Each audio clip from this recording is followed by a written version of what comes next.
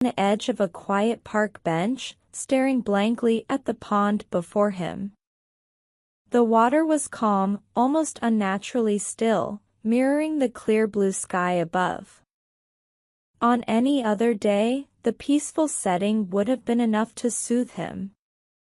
But today, his mind felt like it was running 100 miles an hour, filled with a jumble of thoughts he couldn't control. Work had been relentless, with deadlines stacking up and emails demanding attention every minute. Then there were personal worries, a disagreement with his closest friend that left a bitter taste, the mounting anxiety about his aging parents' health, and a nagging sense of dissatisfaction with his own life. His head was buzzing, and he felt exhausted, not just physically but mentally. He had heard about the idea of emptying your mind before, but it always seemed like a cliché, a piece of vague advice that people threw around without any real understanding of how hard it could be. Yet, sitting there with nothing but his thoughts and the quiet expanse of the pond, Alex decided to give it a try. He took a deep breath, feeling the cool air fill his lungs. He closed his eyes, trying to focus only on the rhythm of his breathing.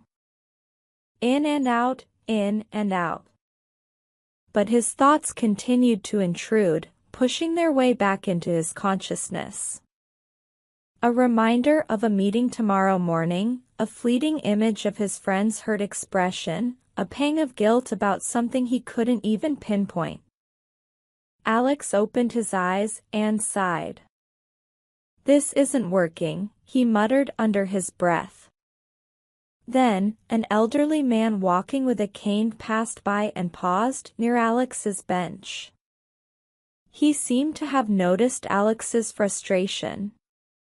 With a gentle smile, the man asked, "Mind if I join you?"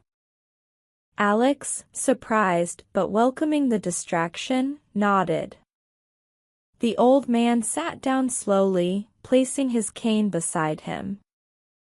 "You seem troubled, young man," he said. "I'm just overwhelmed," Alex admitted. "Trying to clear my mind, but it's not as easy as people make it sound." The old man nodded knowingly. Yes. The mind is like a river, always flowing, always moving. Trying to stop the flow can be exhausting. So what's the answer?" Alex asked. "How do you empty your mind?" The man chuckled softly. "Maybe the trick isn't to empty it. Maybe it's about letting it flow without trying to control it. Letting thoughts come and go like clouds passing through the sky." Alex frowned, still not entirely understanding. The man continued, "Close your eyes again, but this time, instead of fighting your thoughts, let them come. Don't engage with them. Just observe." Alex decided to give it another try. He closed his eyes once more and took a deep breath. This time, when a thought surfaced, he didn't try to push it away. He acknowledged it, a deadline at work, then a memory of his friend. But instead of getting lost in each thought, he just noticed them and let them drift by. As he did this, something started to change. His thoughts were still there, but they felt less overwhelming. They were just thoughts, not problems demanding immediate solutions. Gradually, he felt a sense of space opening up in his mind, a lightness he hadn't felt in a long time. Minutes passed, or maybe it was longer, Alex couldn't tell. When he finally opened his eyes, the old man was still sitting beside him, staring at the pond with a calm, contented expression. "Feel any better?" the man asked. Alex nodded slowly, a small smile forming on his lips. Yeah, I think I do.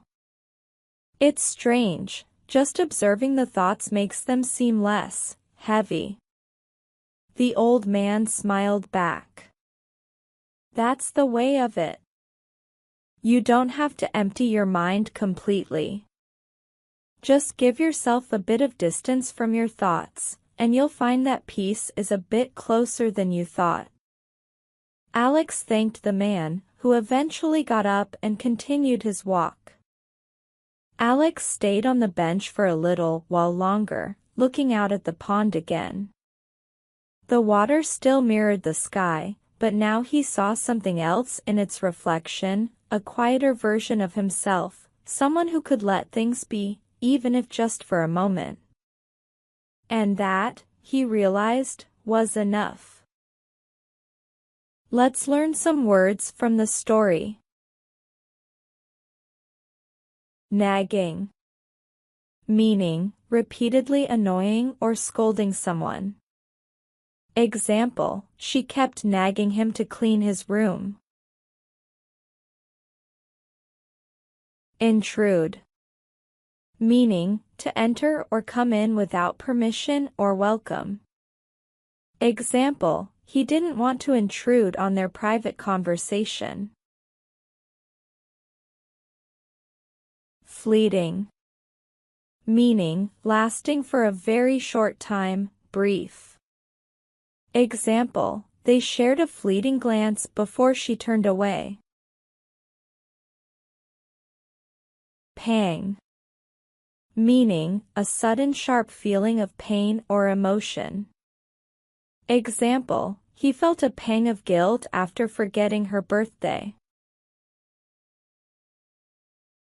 Pinpoint. Meaning, to locate or identify something precisely.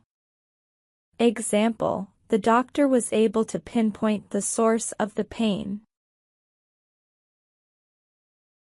Muttered. Meaning, spoken a low, unclear voice, often in irritation or discontent. Example, she muttered something under her breath when she was scolded. Chuckled. Meaning, laughed quietly or softly. Example, he chuckled at the funny joke. Frowned. Meaning, made a facial expression showing disapproval or displeasure by bringing the eyebrows together. Example, she frowned when she saw the messy room.